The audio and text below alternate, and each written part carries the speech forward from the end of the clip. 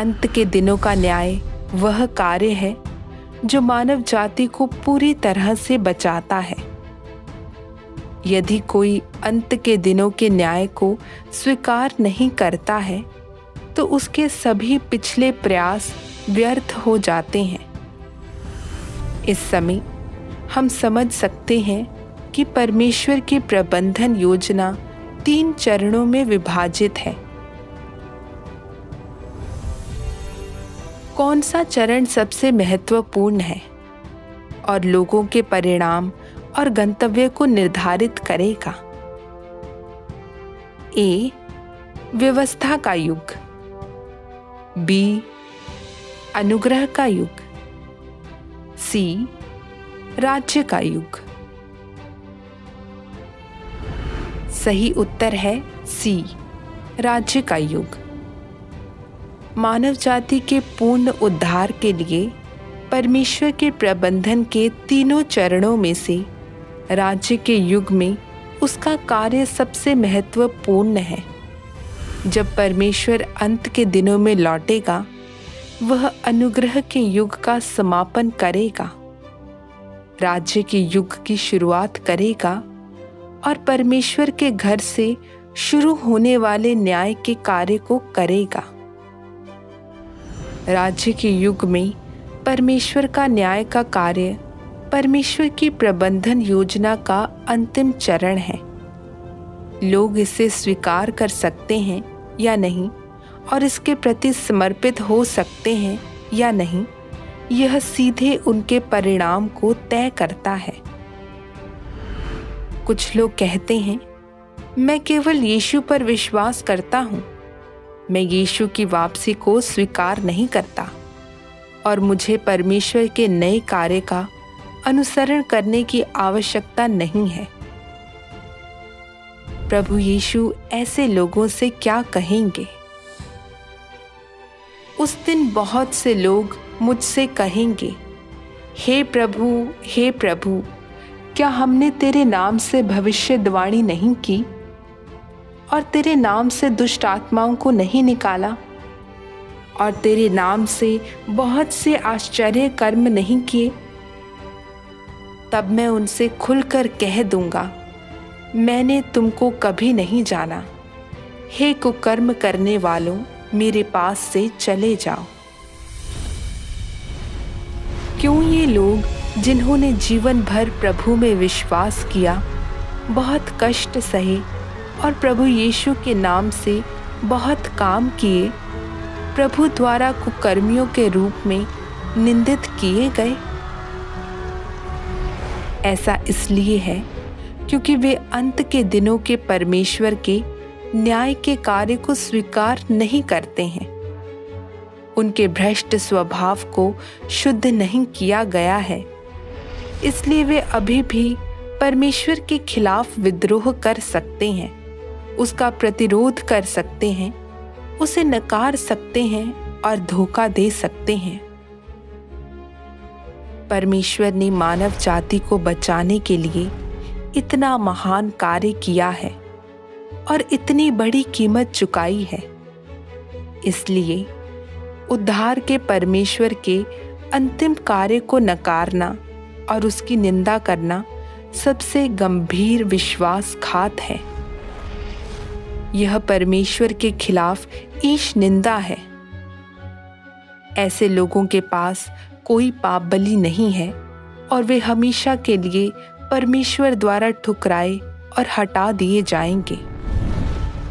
इसलिए अंत के दिनों के परमेश्वर के न्याय के कार्य को स्वीकार ना करना, अंत के दिनों के मसीह को अस्वीकार करना और अंत के दिनों के परमेश्वर के उद्धार को स्वीकार करने से इनकार करना निंदा किए जाने का प्रतीक है। उनका परिणाम विनाश और बर्बादी है, जिसमें कभी भी बचाए जाने और स्वर्ग के राज्य में प्रवेश करने का कोई मौका नहीं है। लेकिन जो लोग ईमानदारी से परमेश्वर पर विश्वास करते हैं, परमेश्वर के प्रकटन के लिए तरसते हैं और अंत के दिनों में उनके न्याय और ताड़ना को स्वीकार करते हैं, वे सबसे अधिक धन्य हैं। वे विजेताओं का समूह है जिन्हें परमेश्वर अंत के दिनों में पूर्ण करेगा, जो परमेश्वर के साथ अगले युग में प्रवेश करेंगे और अनंत विश्राम का आनंद लेंगे। परमेश्वर की 6000 साल की प्रबंधन योजना समाप्त होने वाली है और अंत के दिनों के जहाज का द्वार बंद होने वाला है। अब ज्यादा समय नहीं बचा है।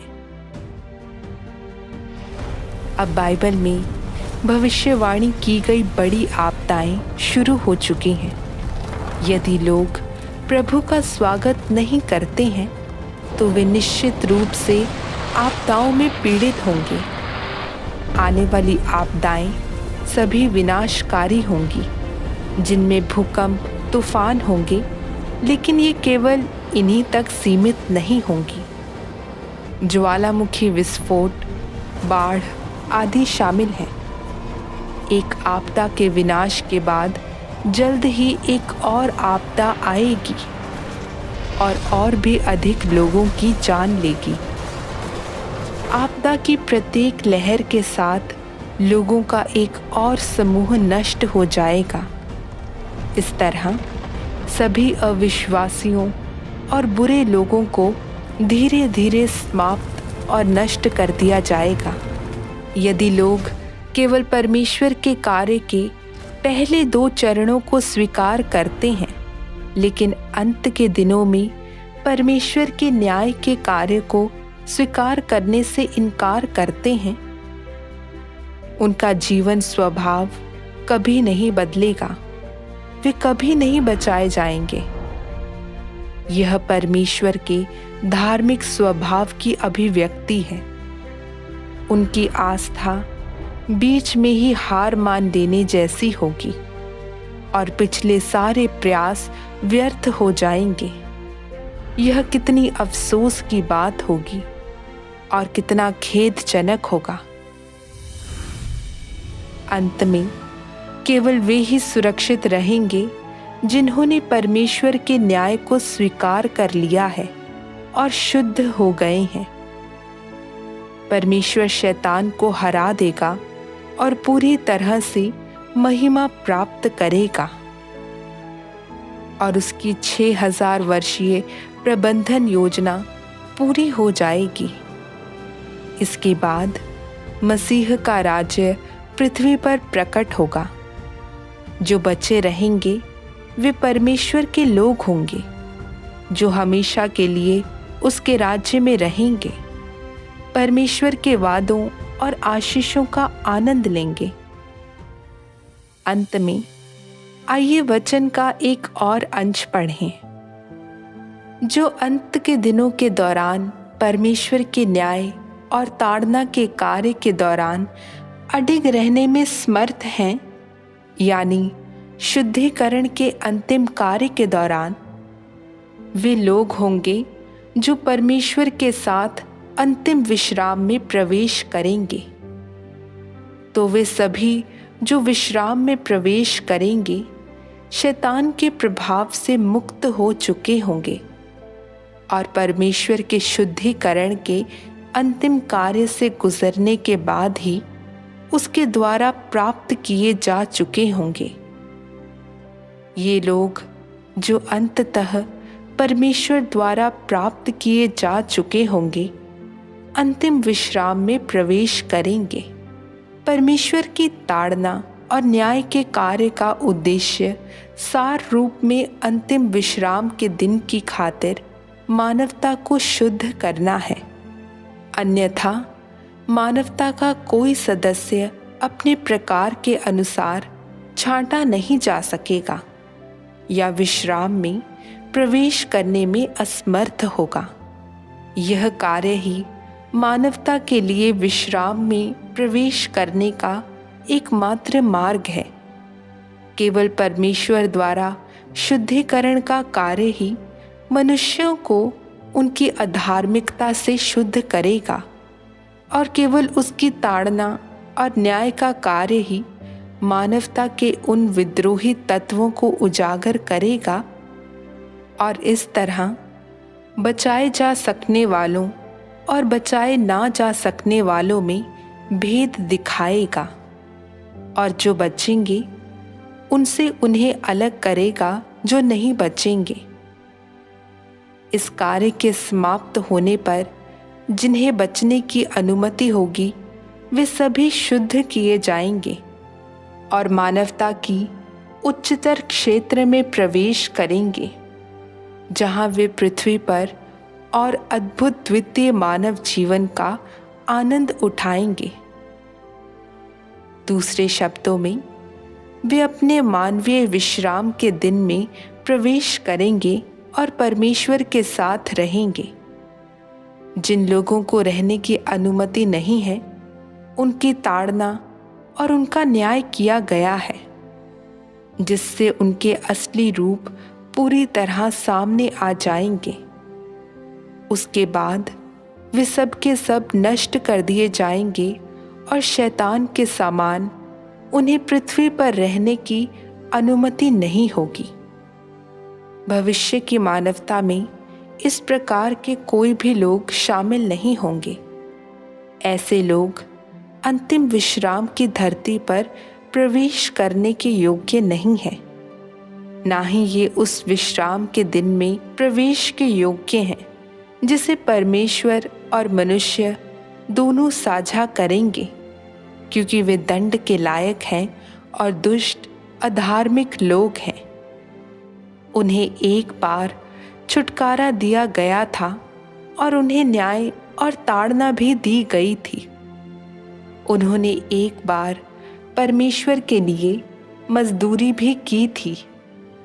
हालांकि जब अंतिम दिन आएगा तो भी उन्हें अपनी बुराइयों और विद्रोहीपन के कारण और छुटकारा ना पाने की योग्यता के परिणाम स्वरूप निकालकर नष्ट कर दिया जाएगा। वे भविष्य के संसार में अब कभी अस्तित्व में नहीं आएंगे और कभी भविष्य की मानव जाति के बीच नहीं रहेंगे। बुराई को दंडित करने और अच्छाई को पुरस्कृत करने के परमेश्वर के अंतिम कार्य के पीछे का एकमात्र उद्देश्य सभी मनुष्यों को पूरी तरह शुद्ध करना है, ताकि वह पूरी तरह पवित्रीकृत मानवता को शाश्वत विश्राम में ला सके। उसके कार्य का यह चरण सबसे अधिक महत्वपूर्ण है। यह उसके समस्त प्रबंधन कार्य का अंतिम चरण है।